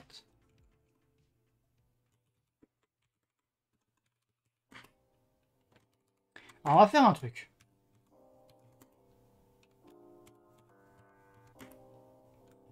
Mince. On va commenter cette ligne. Qu'est-ce qu'il me dit maintenant? Il me dit que la ligne 349 pose problème. C'est quoi cette blague? Et maintenant la ligne 350. Donc il y a un souci. On va le trouver. Alors, supposons que on fasse... Supposons qu'on fasse que ça. Check, ok. D'accord.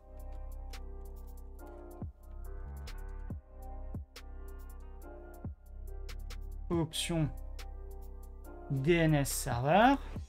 Et si je mets un point. Hein, on va pas s'embêter. Le routeur, ça ne devrait pas être point 0. Non, le point 0, alors... Quand tu as... alors, si tu as un sous-réseau en /24, généralement, le point 0, ça va être l'adresse du réseau.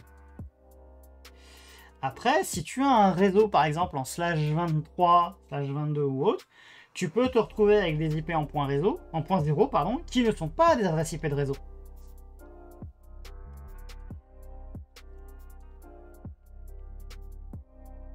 Je ne sais pas si j'ai été suffisamment clair.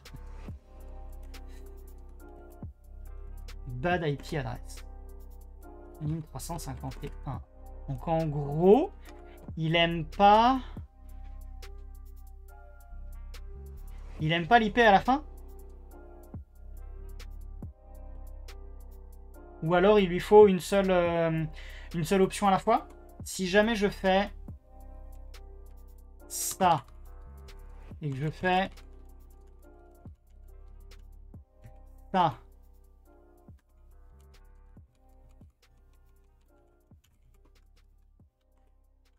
ok, donc en gros il n'en veut qu'une.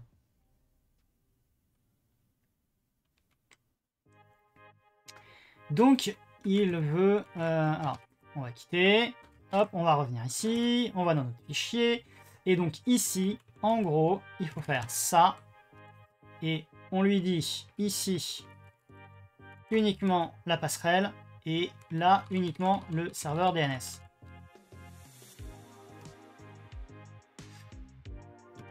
Hop, allez. Tu me redéploies tout ça. D'après la doc, ça a l'air une option par ligne. Ok, d'accord. Ben écoute, ça m'apprendra à ne pas lire. Faut savoir admettre, hein.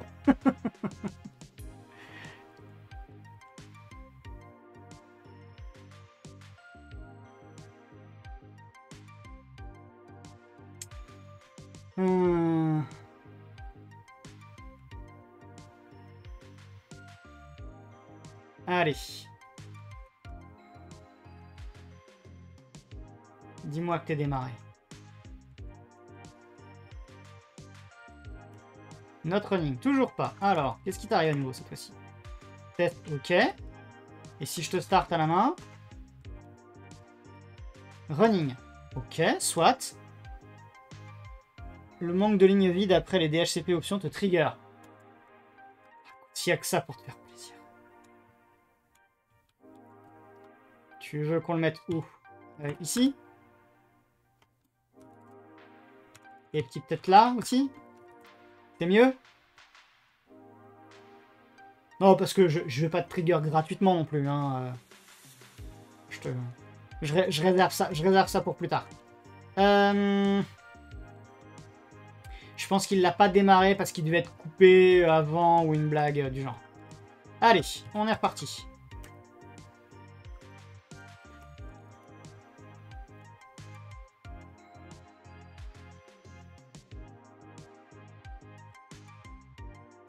Donc là, après, il est possible encore une fois que... Bon, là maintenant j'ai la bonne IP. Resolve.conf. Ah, ça y est, il a été pris par le DHCP. Donc cette fois-ci, on est bon. Et donc, si je fais un petit netstat moins finet-rn, j'ai bien 254. Et si je tente un ping 1.1, on a Cloudflare. Hop. Et si je tente un ping linuxfr.org, on a linuxfr. Oui, j'aurais pu, mais je me garde ça pour plus tard. On va dire que je me garde... comment dire? Je me garde une occasion de te trigger une prochaine fois. On a droit au drift. Alors, attends, Flash BIOS, quel drift? Donc là, on est pas mal. On est pas mal. On a au niveau réseau, ça passe. Et ce que je peux même faire maintenant, si jamais je tente depuis ici et que je fais un SSH route @ 168.6.91, hop, voilà, bien sur la machine. Ça, c'est cool. Ce que je peux même faire, c'est pousser le bouchon un peu plus loin. etc default rc.conf. Tac.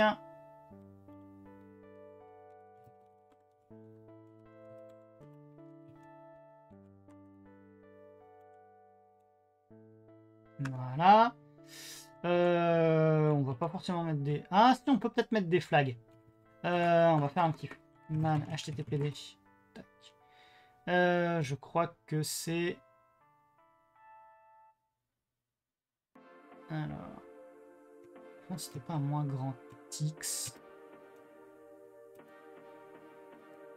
Voilà, moins grand X pour le directory indexing. Donc, hop, ici. On va dire yes, http flags, moins grand X. J'ai dit pas underscore, j'ai dit tiret. Voilà. Voilà, ça on peut le laisser. Ça on va le garder là, mais on va quand même le mettre.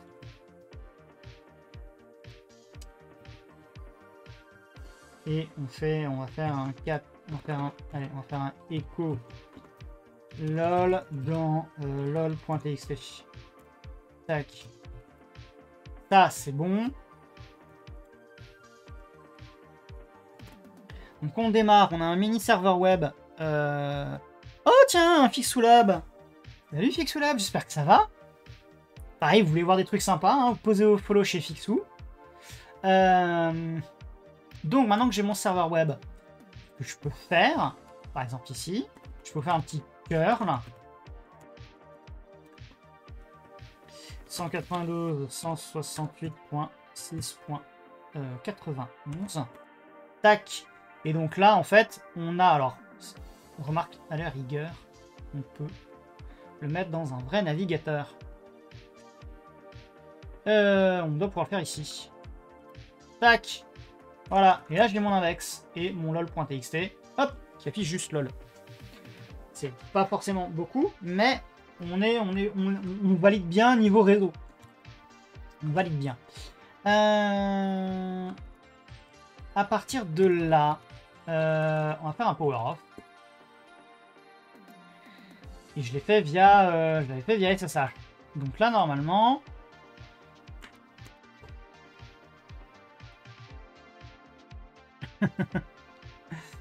Voilà, terminating. Et ce qu'on va faire...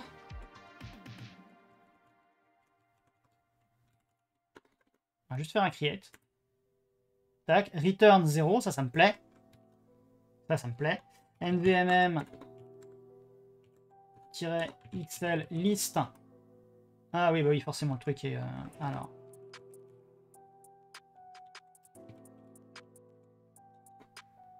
PKG. Tac, j'avais mis un 7-x, une 27. On va l'enlever. Et puis, j'avais aussi USR PKG bin nvmm, non, sbin, nvmm xl, et j'avais un 7-x, hop, voilà. Donc si je refais mon petit...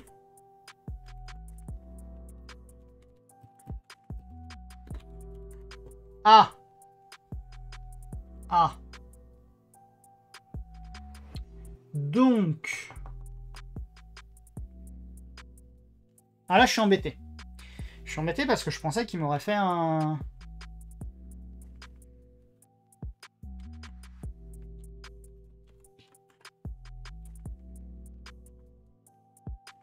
Donc, il me quitte la VM. C'est dingue, ça? Et si je fais un -C? Screen is terminating. Ah, donc j'ai encore une blague. Est-ce que j'ai... bah oui, bah, il m'a plus... Ah, il faut que je recrée la...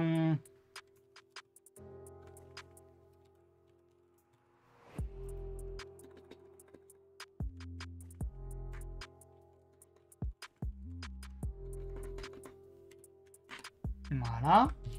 Allez, si je relance le truc sans le -C cette fois-ci.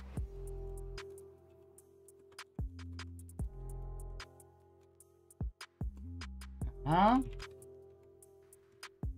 0. Et là, j'ai la VM Brian. Ok. Si vous voulez voir un truc génial, c'est moins 70001.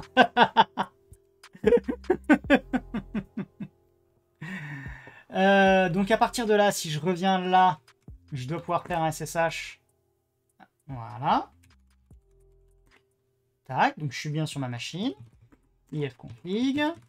Resolve.conf, j'ai le bon resolve.conf, donc la route doit être bonne aussi. Et si je reviens ici, hop, je rafraîchis, on est bon. Et pour être certain qu'on n'a pas touché au cache navigateur, on peut même, c'est le bouchon et faire un curl.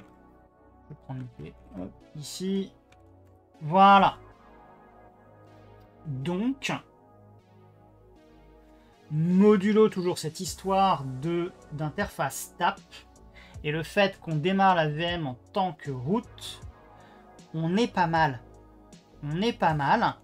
Je pense qu'on va pas tarder à arriver à ce qu'on pourrait qualifier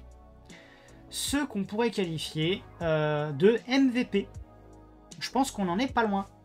On s'en rapproche. MVP, ça veut dire Minimum Viable Product. Voilà, donc ce serait a priori le truc minimum viable. Puisque si j'arrive à le faire tourner en tant qu'utilisateur et que je résous mes problèmes de... Ouais, version alpha. On pourrait même dire une version alpha. Là, globalement, on est pas mal. On est pas mal, on avance bien. Ah oui, il y a cette histoire de chroute aussi qu'il faudra que j'investigue.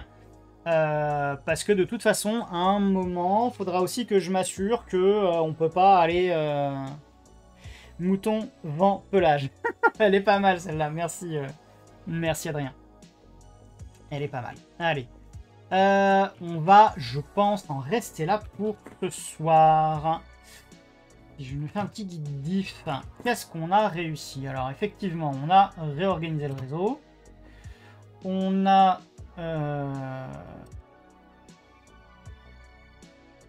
Ouais. On va faire ça.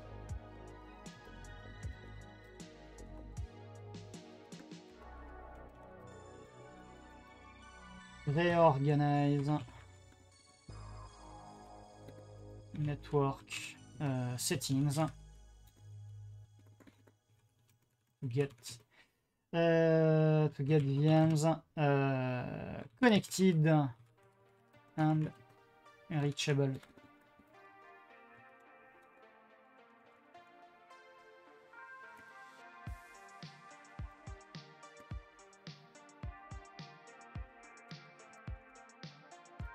Et donc, ça, on l'a fait. Alors, on l'a fait. J'ai mis using the hypervisor's own gateway. Bon, on l'a pas fait comme ça. Mais à la limite, c'est pas plus mal. C'est pas plus mal. Donc ça, c'est fait. Working config for NVMe-XL. Bon, c'est fait, mais pas encore as a regular user. Hop.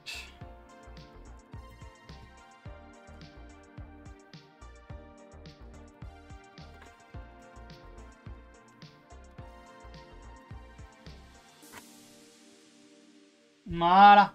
Donc, petit rappel, comme toujours, le code est libre, le code est beau. Enfin, beau, façon de parler, hein, mais le code est libre. Et vous le trouverez sur NB Cloud Deployment. Tiens, il y a une issue. Feature request, gna gna gna, and the system is netBSD on. J'avais fait une feature request. Ah oui, oui, oui. Mais ça, c'est qu'on se disait qu'on allait. Big up depuis l'Uruguay. Oh, merci, merci Geronimo. Merci beaucoup.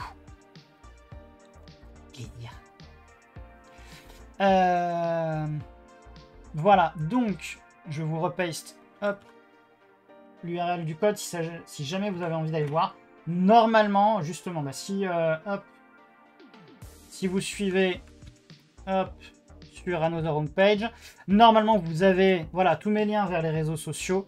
Vous allez voir entre autres, j'ai pas déployé ah si, GitHub Codeberg.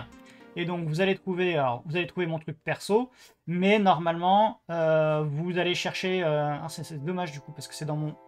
Hop, si je vais dans mon NB Cloud, peut-être que je poste le namespace NB Cloud, où vous allez trouver principalement le NB Cloud Deployment.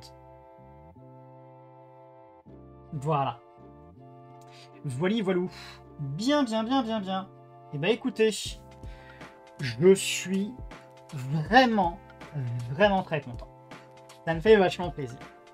Parce que je trouve que depuis la rentrée, donc depuis le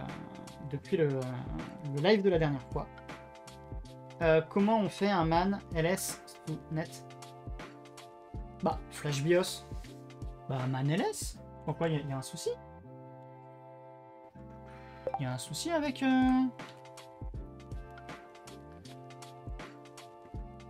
Si, man ls, ça passe. C'est quoi la blague, FlashBIOS? Il y a une blague ou non? C'est juste... Parce que pour le coup, t'as un shell, t'as la commande man, à moins que tu n'aies pas installé les man pages. Ce qui est possible. Je vais partir du principe que t'es... que on est premier degré. Hop, je vais revenir ici. Tac. Donc en gros... Hop. Si tu veux t'assurer déjà que tu as le set qui contient les man pages. Dans le TCM3, tu as des fichiers qui contiennent la liste des fichiers des sets.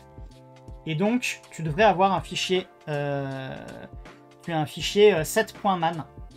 Donc si tu l'as, ça veut dire que tu as installé les man pages. Si tu l'as pas, ça veut dire que tu n'as pas installé les man pages.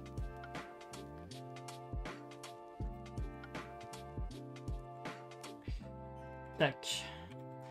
Set.man. Hop. Voilà. Et donc ça liste un peu les fichiers et comment ils devraient être installés. Vous voyez, il y a même une somme de contrôle. À partir de ce moment-là, la commande, c'est un classique, un man ls. Maintenant, si tu n'as pas installé le set avec les avec les man pages, ce que tu peux faire, c'est que tu vas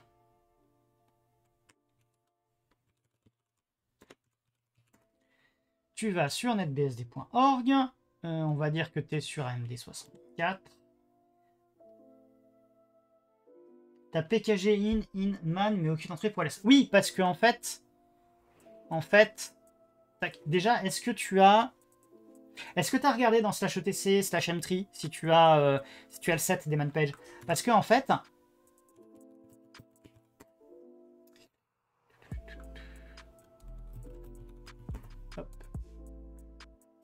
Man.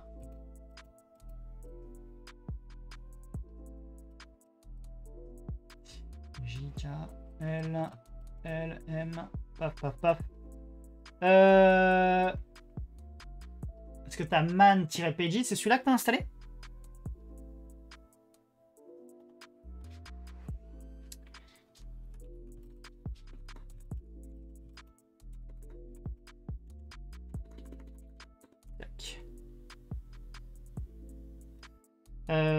PKG info moins grand L man-pages. Parce que là, t'as juste... Là, t'as les man pages. Est-ce qu'il vient chercher... J'ai pas vu de bin ou de bin, ça m'embête un peu. Voilà, là, t'as que les fichiers. Donc ça, c'est pas suffisant. Il te faut le binaire. Et le binaire man, il est dans usr bin man. Et si je fais un grep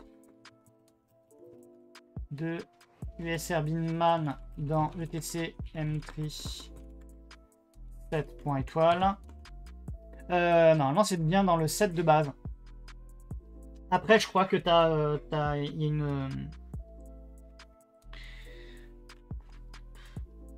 ls, c'est pas man bash.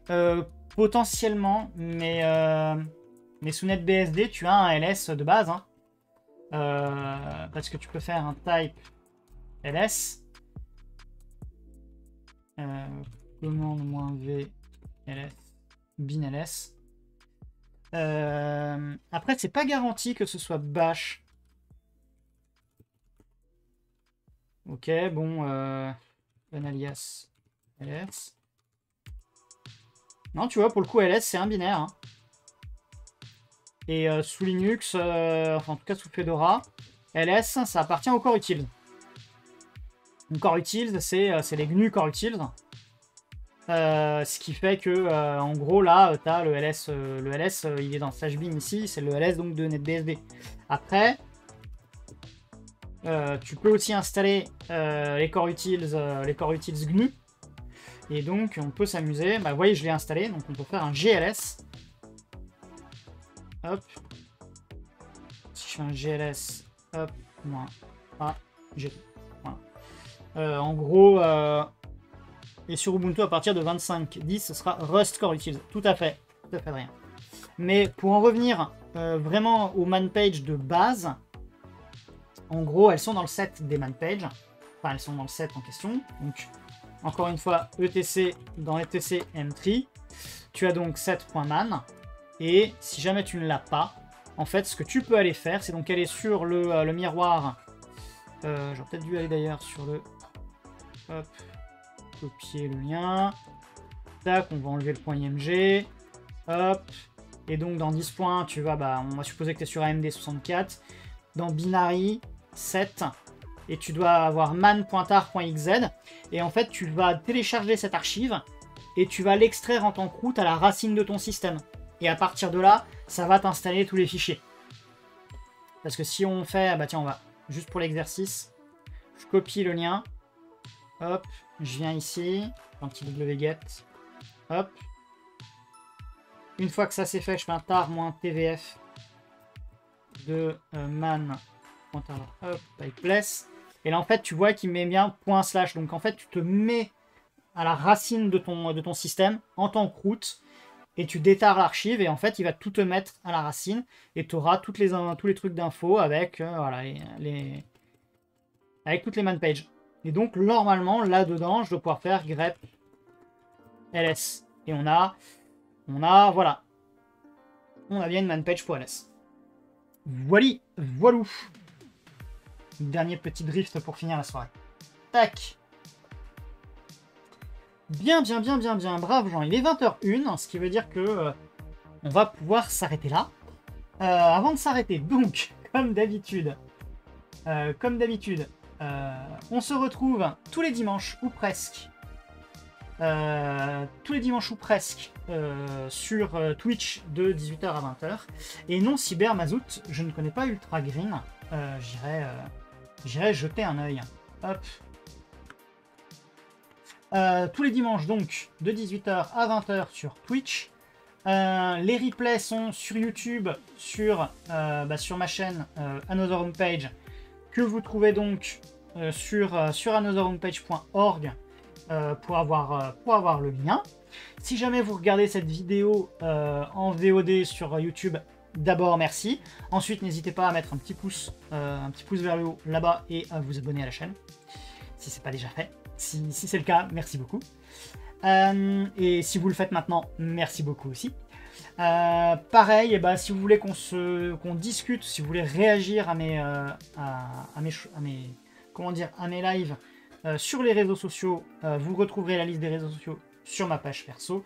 Vous retrouverez aussi le Discord pour discuter entre gens de bonne compagnie entre deux lives. Et il n'y a plus qu'à vous faire le petit raid traditionnel vers Adrien de Linuxtrix et à vous souhaiter une bonne soirée et une bonne semaine. Allez, je vais vous faire un petit ciao bye bye, mais ça c'est la marque de fabrique d'Adrien. Hop, Adrien LT DJ, on arrive, starting soon. Ah bah pour une fois. Allez, tac. Allez, c'est parti, quand il veut. Ciao ciao, à la prochaine.